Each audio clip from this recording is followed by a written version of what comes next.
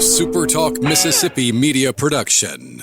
Thinking about a new vehicle? Trust the team that's been taking care of customers for 70 years. The Cannon family has helped thousands drive home happy. Come take a test drive today and see why. And remember, when the smoke clears, nobody beats a Cannon deal. Nobody. I'll pre-record on my count. 7, 6, 5, 4, 3, 2, roll A, fade up on A.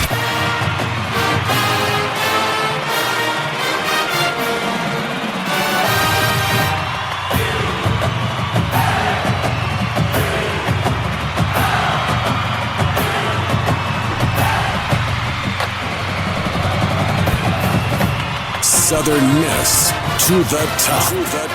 You're tuned in to the Eagle Hour. Okay, let's go. The SuperTalk Eagle Hour is back on the air from the Southern Bancorp studio here in Hattiesburg. Bob, Dima, and Kelly, the full gang is here. We're glad you're with us. The opening segment of the show today is sponsored by Movie Star Restaurant, where you go for the best Southern cooking buffet anywhere in the Pine Belt. People have been going for 25 plus years. They're right here in Oak Grove, Mississippi. That great food is available every day of the week except Saturday. So check it out. Movie Star Restaurant right here in Oak Grove. Later in the show, Will Hall talks about Southern Miss. Wow. Yeah, we'll hear about that later in the show. But we're going to go back to baseball. We cover that a little bit here on the show.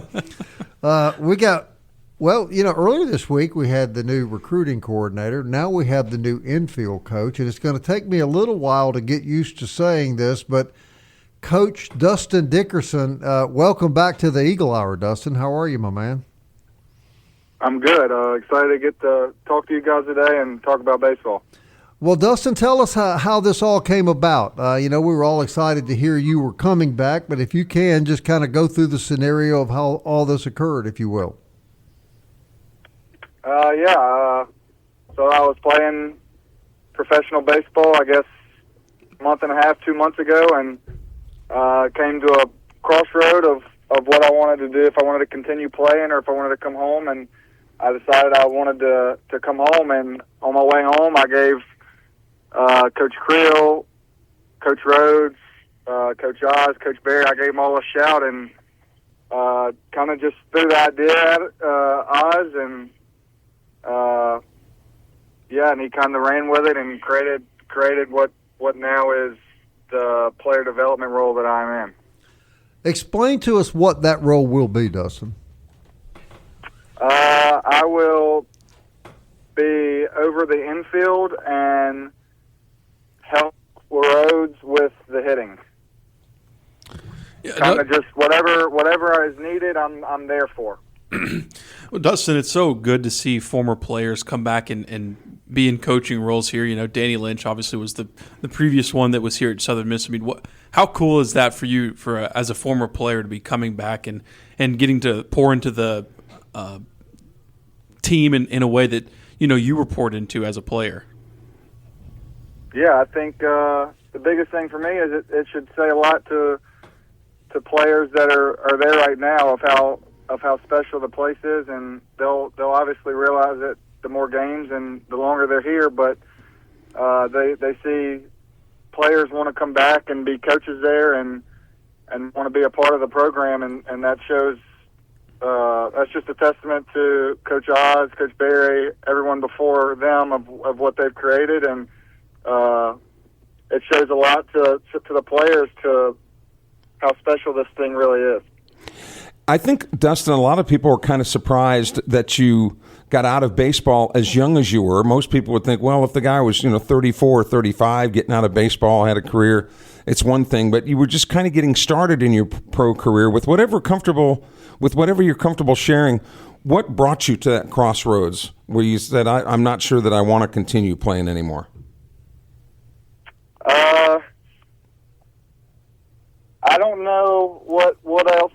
I don't know what I'm going to say. I don't want to say too much, but I just talking with my family, and I'm getting married in November, and I came to a point where I wanted to come home and explore other options.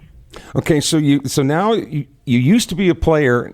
Now you're a coach. How do you derive your coaching persona compared to your playing persona? How will you have to change? I don't plan on changing, man. I want to be who I am and let that rub off on as many players as possible. And man, the biggest thing I want to do is win a College World Series. That was the first thing I told Oz on the phone, and I don't really care about much else. I'm as competitive as they come, and I want to win. And if that rubs off on players, then so be it. And hope we win as many games as possible. But a lot of guys never had the advantage of growing up in a home where their father, had quite an extensive baseball background. That'll be a little bit different because you weren't just the average guy, because you did come up with that the baseball lineage in your family. So how do you try to cross that bridge with players? Yeah, I'm open to any conversations they want to have with me. If they don't like what's going on or they love what's going on, anything they want to talk about, I want to be the guy that they come to. And I think a player-to-coach relationship is as important as it can be. And I think that makes the players play better. I think an environment that they want to be at makes it exciting to show up to work every day. I've learned those things as my time playing over however many years, and also just all the talks with my dad and all the years he's been in baseball as well. It's a very important piece to the puzzle is the player-to-coach relationship and an exciting workplace.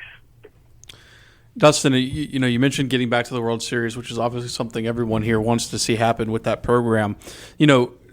As you're being with the infield developer, kind of that role, how important is that, for obviously everything is important to get to a World Series and a lot of things have to go right. But having a strong infield, and particularly an athletically strong infield, is, we've seen in the past those teams kind of separate themselves from the others. So would you agree with that? And how do you want to, as a coach, make that happen here at Southern Miss? Yeah, I think the keys to winning is pitching, defense, and situational hitting. Yeah. It's Krill did an outstanding job the past however many years of running the offense, but hitting is the hardest thing to do in any sport out there. So it's kind of hard to score 10 runs a game or 6 runs a game. That's extremely tough to do. The ball's coming in over 90 miles per hour, moving. Sometimes it moves ways that the pitchers don't even mean for it to move. So imagine trying to hit that. But the one thing you can control is showing up day in and day out to play defense, and that's what I'm going to preach to these guys is if we don't give any outs away, there's a good chance we're going to be one of the last few teams standing. If the ball's hit on the ground, I will expect it to be an out, and I will go over that a lot of times. Well, Dustin, you going to be faced right out of the gate with replacing second base and first base. Have you had a chance at this early tenure to look at the roster? And if you have, can you tell us how you feel about that side of the infield coming in? I'm still working on the roster. It's a lot. It's been a lot. It's still very new. A lot of guys aren't even on campus yet, but I've heard there's going to be competition everywhere. Even with places where we have returners, we have a extremely strong recruiting class that just got on campus, and in the transfer portal we got a really good class as well. So I think we're going to have a really exciting group, and it's going to be a little different than the years past from what I've heard. There's going to be a little more speed in there, not as much slower slug guys, a lot more diverse speed. So we'll see. I'm super excited. All right, Dustin, last question from me. Have you bottled that bat juice you had the last couple of months of your career here, and can you transfer that over to your new infielders? Say that one more time. I said, have you bottled that bat juice that you seem to have the last couple of months you played here? when you were hitting home runs every other at bat. And are you planning on dispersing that amongst your players? A lot of these guys nowadays have a lot more power than I do, so I'm going to do my best to help any which way I can. Defense, hitting, mental, anything. I'm there for the guys, and all I care about is winning. I make that very clear, and I do anything I can to win. And last thing, I know you don't remember this, but I'll never forget this. After the Auburn Regional, I asked you, what's happened to you? When did you start hitting all these home runs and become a power hitter? And you smiled and you said, I have no idea. So I think that kind of sums up baseball, does it not, Dustin? Yeah, it's crazy. Same swing I've been taking my whole life. Those just happened to go over the fence that week. Hey, my man, we're thrilled that you're back. I know the whole Golden Eagle Nation will love seeing Dustin Dickerson back in the black and gold, and we appreciate you sharing your time with us today, Coach Dickerson. Appreciate it. Appreciate you guys having me on. All right, Dustin Dickerson, everybody. Extraordinary shortstop in his day, and now coach, Kelly Sanders. Yeah, I don't think when he said I'm not going to tolerate anything, but and that coming from a guy that's only about 2 years older than some of the guys he's going to be coaching. Right. But he led by example. That's for sure. He didn't tolerate crap. We'll be right back.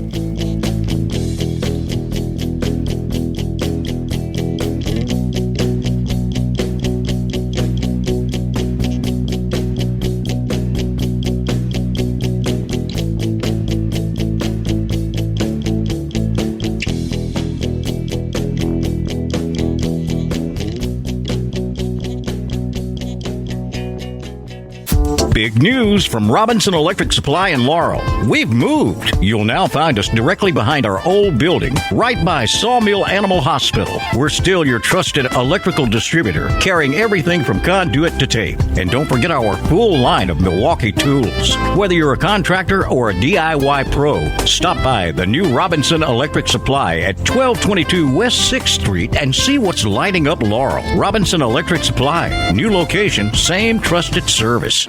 The Eagle Hour. Southern Miss to the top. Hey, welcome back. I want to thank Dustin Dickerson for joining us in the first segment. We'll talk a little more about that in just a moment.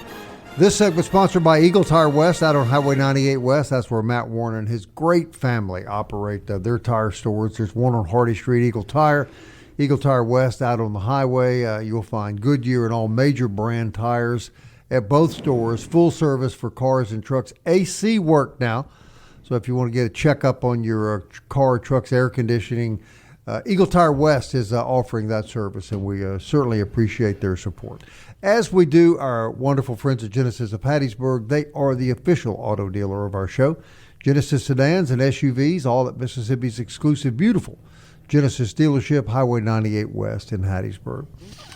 Okay, guys, let me start with you, Dima, then go to you, Kelly. What does Dustin Dickerson bring to the table, you think, Dima? On the advice of my attorney, I respectfully invoke my rights under the Fifth Amendment. All right, Dr. Fauci, get to the question. Or do you want me to go first? Well, I heard it 111 times this morning on Capitol Hill, so yeah, I figured we must say something. I don't know.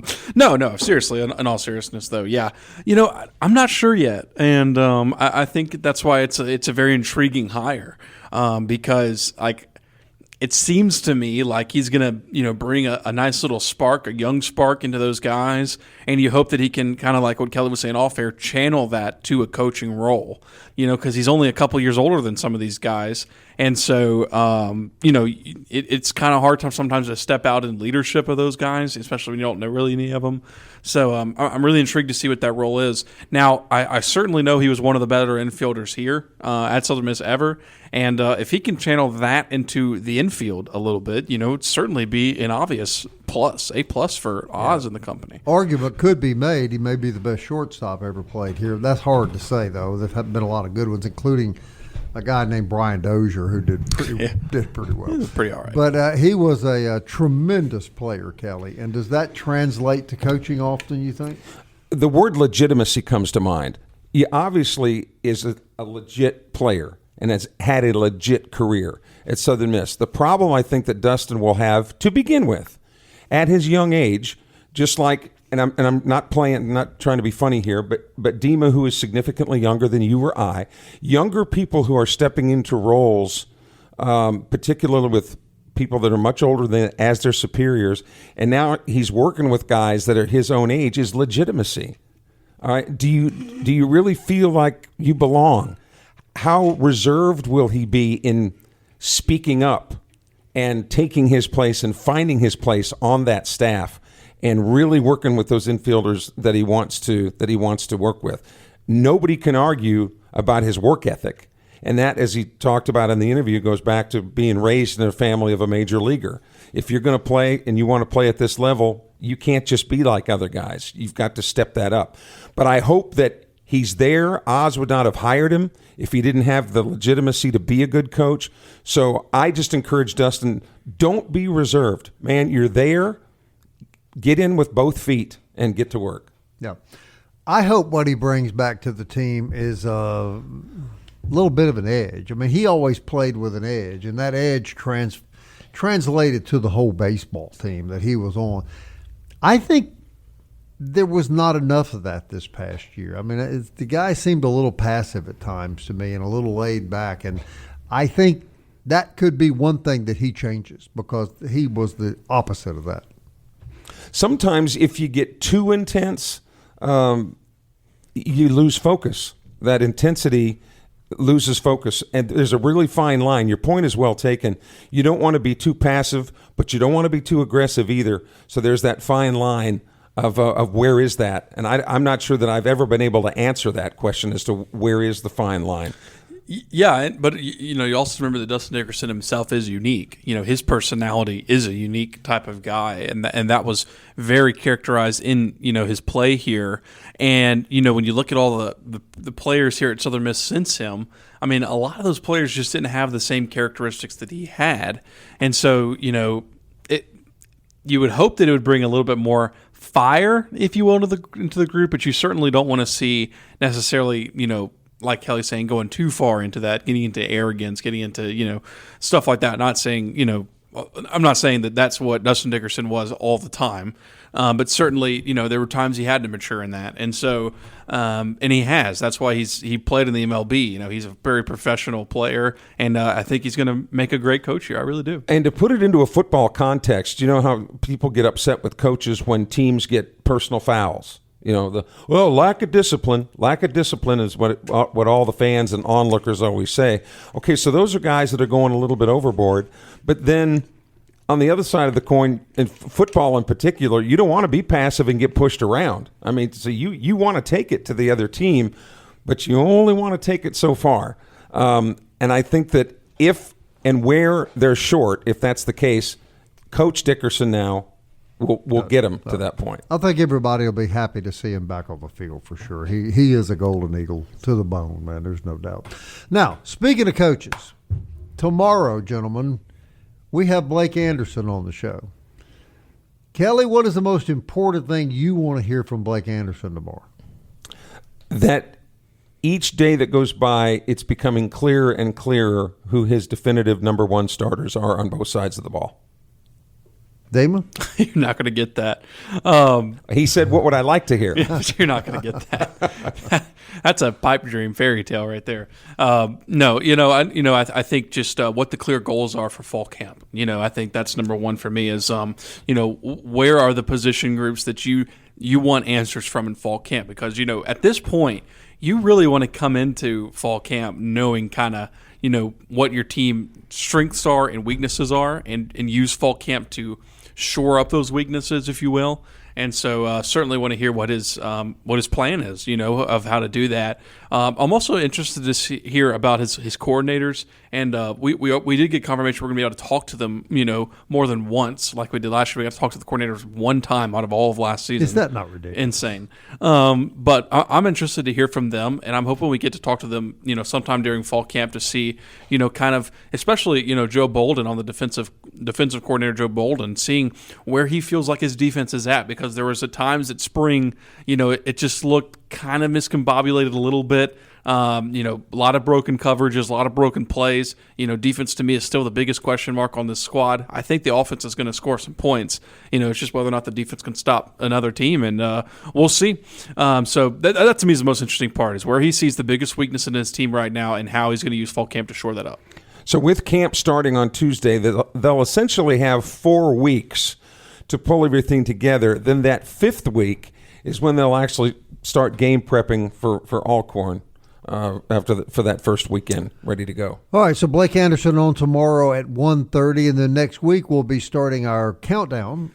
We've got about 3 or 4 weeks of that. You interviewed 10 coaches, as I recall, and bowl officials. And so what do you think people will hear as we progress through this countdown starting next week, Kelly? Is that every single coach brought a pair of dice with them to media day and rolled them on the table. And they all came up with different numbers, because other than Troy and Louisiana and some of the other it's all a crapshoot for all of them. When you look at, yes, Southern Miss had 71 new players, but that doesn't mean that they've got any more starters or any less starters than anybody else at this point.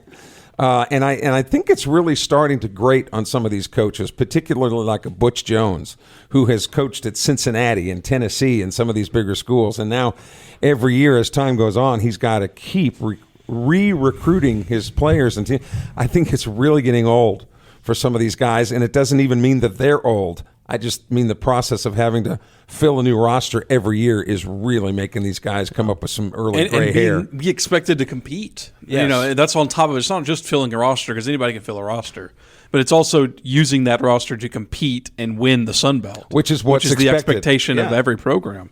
I'm interested, and I don't want you to give away too much on your interview, but you talked to Brian Vincent, ULM. Yes. What is the mantra from ULM right now? I mean, there's been a lot of discussion with their AD situation. Obviously, he was named the AD. It was just very confusing, all those things. What is kind of the and kind of just preview it. Obviously, you know how to do that. What is ULM like right now? I think overly optimistic. Oh, okay. A little bit overly optimistic. For football, or for the athletic department in general? No, for football. Okay. Because they really got hammered with injuries last year to some key people. And a lot of those guys, they didn't lose in the offseason to transfer portal. So they really think that that even being picked at second to last, maybe or in the West, or even in the that they're going to perform, not necessarily win the West, but they're going to be a lot better than people anticipated. All right, we're heading to the break real quick. Who was the most optimistic coach about their team? Honestly, Bob, none of them were overly optimistic. I would say probably Jared Parker at Troy. Yeah. Just because he really liked the quarterback room. He really liked what they had coming back, because they're proven winners. Yeah, no question. All right, as we head to the break, Forest Health reminds you that keeping up with your favorite team is fun, but you are the most important player. Get an annual physical. Be sure your health is as good as it can be. Forest Health can help you with expert medical care closer to home. ForestHealth.org. SuperTalk Eagle Hour continues. We're going to talk about Will Hall. Remember him? That's next.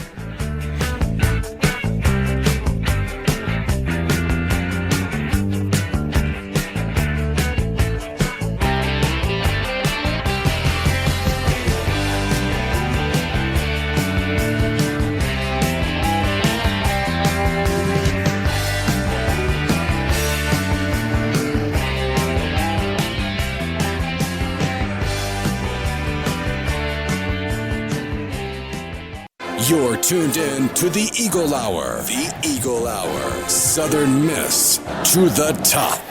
Hey, DBAT sponsors this segment of our program, and we thank Luke Reynolds and his staff for that. DBAT provides expert baseball and softball training, adult training for every sport.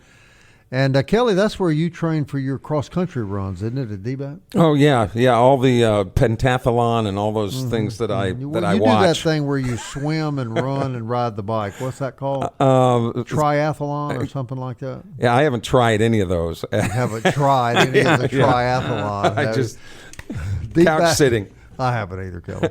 DBAT down on Hardy Street, beautiful state-of-the-art facility. Great pro shop as well, and a lot of summer camps taking place. Can't do a show without mentioning Hank Lott and his fabulous family. home repair, home remodeling, home construction, everything you need for your next project, home, lawn, or garden. All available at MCS Home Center in Bellevue. They're out on Highway 98 West. It is a beautiful facility. And I guess Stone's probably going to whoop that football team in shape come next Tuesday, if I were guessing. Yeah, well, Stone will probably be actually telling us who the starters are going to be on that team. We should get him on the show. We want the inside. I was actually at MCS picking up something for the home, and and they said, who's actually going to be doing this? And I said, well, I'm going to try to. And they said, oh, okay, but then over here. And I thought that was kind of odd. What do you mean then over here? They said, well, this is the easiest one. This is the easiest one we have to deal with. I know you're not real sharp when it comes to following instructions. I'll have to tell you this story. My wife was out there last week, and Stone was there. And Stone gave her the escort through the store, helped her get all her stuff, talked to her about football. Stone, in case people don't know, is a wonderful young man from a wonderful family, and we're proud to have them associated with our show for sure. All right, Dima comes in today, and he says, I've got the third segment. It seems that Coach Hall, everybody remembers Coach Hall, Will Hall, finally spoke up publicly about Southern Miss. Dima, I'll let you take it. Yeah, this was reported by Jonah Dillon, who's covers Memphis actually for the commercial appeal which is a USA Today publication. So this is what Will Hall said, and then I'll get your thoughts on it. Coming into Southern, this is quote, by the way, quoted from Will Hall, direct quote. Coming into Southern Miss, we turned it around quickly. We won a bowl game in year 2, which is the only bowl game they've won in quite some time, and portal hits, NIL hits, and made some changes with how I was doing this infrastructurally. And obviously looking back on it, those were not good decisions. What I've learned through it is I've got to be me. I know how to win. I've won everywhere I've been, and I will be me at Tulane. I can assure you of that. I am the guy that was at Southern Miss, but I'm also the guy that was at West Alabama and West Georgia. Look, it did not end well at Southern Miss. I take responsibility for that. When you're a leader, you can delegate authority, but you can't delegate responsibility, and that was my responsibility, and we didn't get it done. I learned from that. I'm better for it, and Tulane will get the best version of me. End quote. I'll let you go first, Kelly. Well, he took some responsibility. I mean, he put it right out there and said that it did fall on me. One of the things that he's consistently said is I was the same guy at Southern Miss that I was at West Georgia and West Al. The problem is West Georgia and West Al, with all due respect, are not Southern Miss. And they definitely aren't Tulane. And Southern, just like Southern Miss is not Michigan or Ohio State. Okay, so you were good at those levels, but over the long haul, he still, I think, has to kind of prove. And honestly, I was shocked a little bit that Tulane made that hire. A little bit? Well, a little bit. He was familiar with the program, and he was already on staff. So those two things added up. But with the dismal way that things finished at Southern Miss, where he didn't even get through the season before he was let go, you couldn't have left in worse circumstances. Yeah. Well, he sounds a lot like the guy that we all dealt with. He talked a lot about his successes at other schools. Undoubtedly, he did have success there. I think to say turned it around real quickly might be a little bit of an exaggeration. I don't know that it ever really got turned around. I was always struck by the fact that Will was an exceptionally nice guy. He was easy to deal with. He was very accessible. Yeah. But when I was observing football practice, and the three of us went to a lot because it was so open, I think if I saw one thing with Will Hall, it was that the team had a lack of overall discipline on and off the field. And if that happens at Tulane, he won't last there long. But, I mean, he has an enormously talented team there, does he not, Nima? Yeah, I was just about to say, this is really honestly a huge deal for him this season. And it'll probably be bigger if he's there for a couple of years, because then we'll see what happens when he recruits players and develops them, because that to me was his biggest problem here, was he was able to recruit players. I mean, they didn't have bad talent here. The development of those players, what was just so lacking. And, players like an Ethan Crawford, players like that came in as big-time recruits, and just never saw anything come of them. So that to me was, the biggest problem with that, and especially on the offensive line and other places. We've documented that over in years past. But this roster that he has at Tulane is undoubtedly the best roster he's ever coached. I mean, it's not even remotely close to any Southern Miss roster that he coached. Yeah. So if he wins with this roster, that's one thing. But I'm more interested to see him win with a roster next year or the next year when it's players that he gets out of the transfer portal, that players that he has to develop, because that to me was what he lacked the most here at Southern Miss. I agree with your point about the lack of discipline, Bob, a little bit. The other thing, I think, if you can go back and look at this, and Will Hall would probably admit it, he wouldn't be specific, but that he hired too many of his buddies as assistant coaches who were also at levels like West Alabama and West Georgia. So you had division. He had a staff full of that. Yeah, so you had a lot of Division II coaches trying to coach what they thought was Division I talent. And there were some players here, but a lot of guys that they were bringing in would have been good players at the D2 level. But over the long haul, they were not good players at the Division I level. And there's a difference in coaching. I think we saw that when Ellis Johnson was here and he brought the gentleman from Petal in to run the offense. Coach Buckley. He wasn't ready for that. I mean, the gap between high school and Division I was clear. I think there's a big gap between Division II and Division I football, and I don't think Will Hall ever made that adjustment. Now, we're going to see if he can make it now. Yeah, I mean, I think the biggest thing for Will Hall was when Austin Armstrong left. When that happened, that to me was the mark where it just started all turning south. Because to some degree, he's right. He did win a bowl game in year 2. Now, there were some circumstances behind that. The reasons were for that, and some of those players weren't the players that he recruited, all those things that everybody said about that year. But the next season, when they came back in, I think, 2023, he had a lot of that team coming back. That was a pretty young team that he won that bowl game in 2022. And they went 3-9, and just disaster almost, and could never find a quarterback. So that's, to me, is like, I don't – whatever he does this year is kind of a wash. To me, it really looks what he does in the following season and the year after that. Well, you say it's a wash, but if Tulane goes out there this year and lays an egg. Sure. I'm saying for me, if he goes 10-2, I don't think that basic, what is the word that resolves all of what happened at Southern Miss, if that makes sense. Right. I don't know if that made sense. And they probably have a quarterback in Tulane. Well, we'll see. And you mentioned Ethan Crawford. Southern Miss fans are going to probably get to see Ethan Crawford this year because he's competing for the starting quarterback job at Arkansas State, I believe. Yes. So a lot of that was one of the other things at Media Day that really caught my eye is the number of former Southern Miss players that are having impacts on other Sun Belt teams as we speak. Yeah, Kenyon Clay is Arkansas State's starting running back, and he was here in the Will Hall era. So, yeah, it's going to be interesting. There's a lot of interesting storylines this year in college football. I mean, not in the group of 5, obviously, but then looking to the Power 4, there's, all these new head coaches everywhere, Lane Kiffin, Pete Golding, the guy at Auburn, a lot in the Big Ten, too. There's a lot of just change in college football this season. All right, so who leaves their current post first, Lane Kiffin or Charles Huff? And Charles Huff for sure. I think Charles Huff for sure, yeah. If Lane Kiffin leaves LSU after year 1, that'd be insane. Yeah. You think schools would be hesitant to hire Charles Huff because of what he did here if he's already talking about, 2 years from now I'm going to be coaching in the Power 5? Well, look, I've never coached a game of college football, but I sometimes thought that Charles Huff acted like a bigger shot than he deserved to act. I think that's a really good point. Yeah. I mean, you can't take the conference title away a couple of years ago that he did at Marshall. But, I mean, after that, it was like he was the greatest thing since cotton shorts. And I understand why he was hired. Dima doesn't remember when there weren't cotton underwear. I don't remember that. But, you don't remember that either.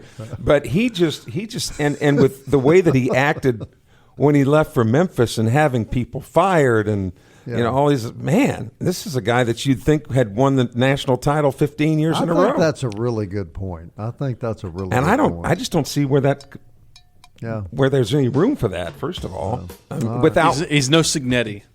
You think? SuperTalk Eagle Hour podcast, Apple. No, he's not.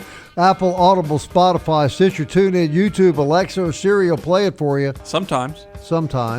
And on those occasions that it is available, you might enjoy a beignet from Mobay Beignet while you listen to the show. Raspberry, the new flavor. He's already been down there. 2902 Hart. Man, I like that. I'm going to have to check that out. Yeah, raspberry's good. Facebook page is Mobay Beignet Company, Hattiesburg. Raspberry. We'll be right back.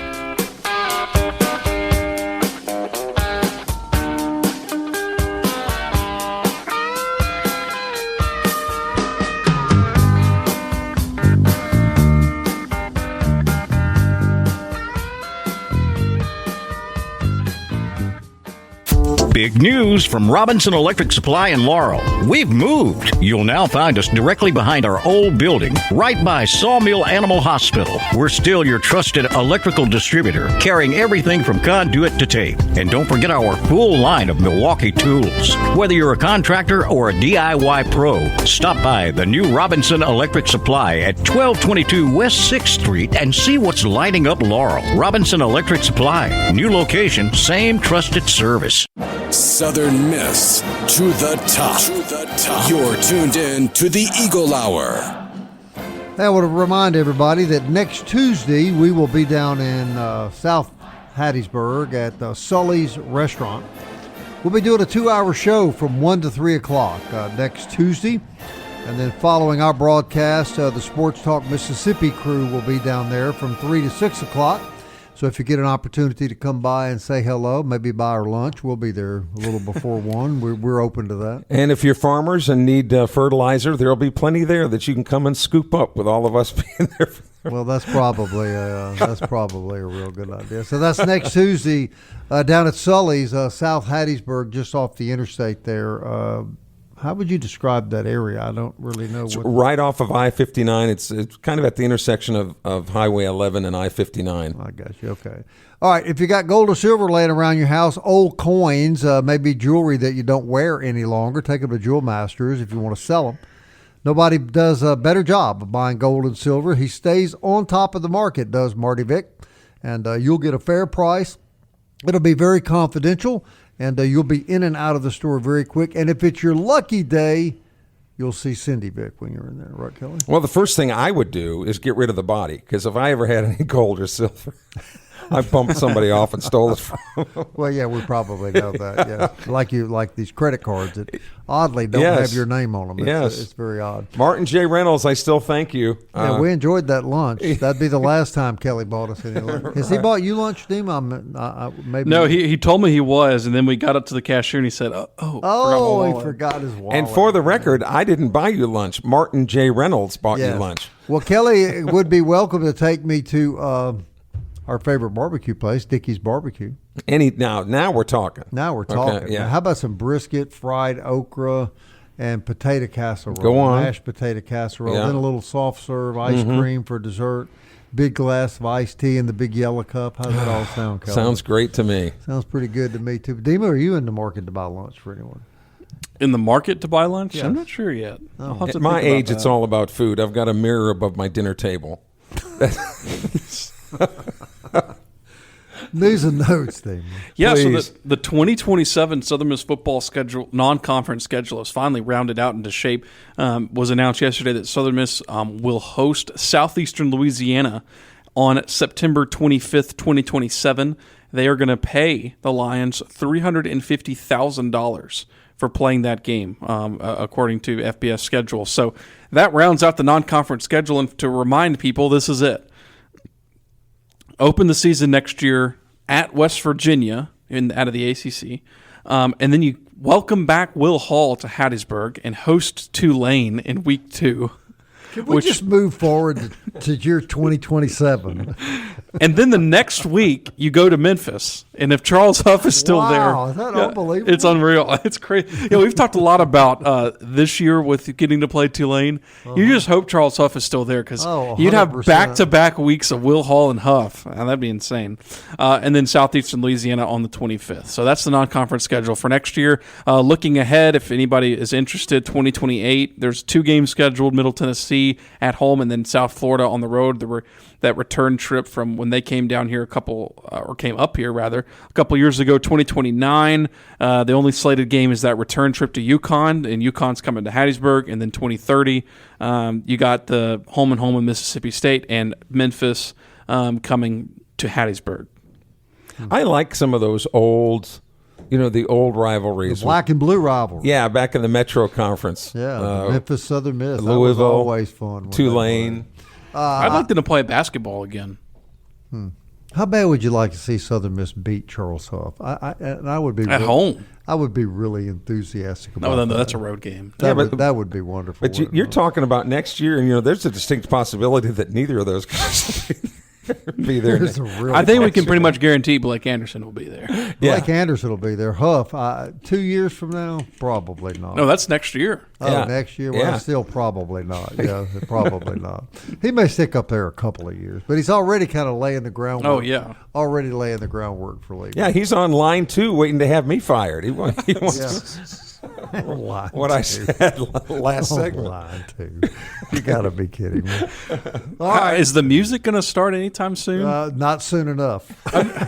I'll tell you one I'm meaning thing. the music. Yeah, that's the music. There we go. I have confirmation, albeit from carrier pigeons, that the visitor from the east will be coming in a couple weeks. Here we go. What?